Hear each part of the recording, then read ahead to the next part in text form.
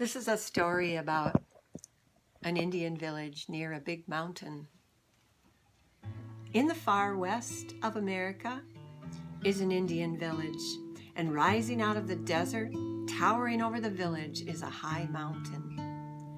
Only the very strong can climb it, so all of the children in the village wanted to try. One day the chief said, "Today you may try and climb the mountain. Each of you go as far as you can, and when you're too tired to go on, come back. But I want you to bring me a twig or a branch from the place where you turn back." Very soon, a big boy came puffing back. Whew! He carried a twig of sagebrush, and the chief said, "Whoa, you reached the foot of the mountain." The next girl came back, and in her hand she had a cottonwood twig. "Good," said the chief, "you climbed as far as the springs."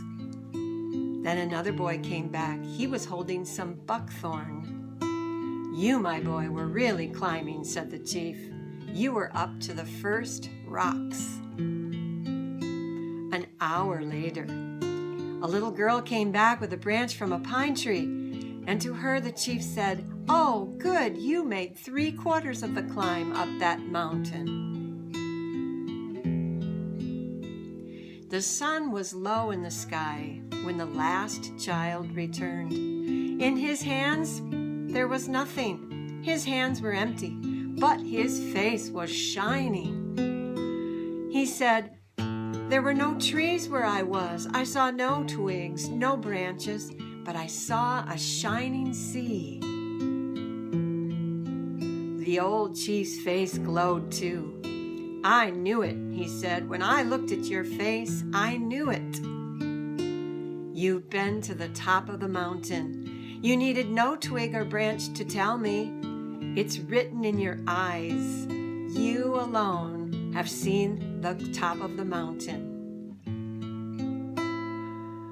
You know, the same thing happens to you and me when we've been in God's presence, and it's in our hearts. It shows on our faces. It shines in our eyes. We don't have to tell anyone. Other people will see it. They'll know, and they'll be glad too.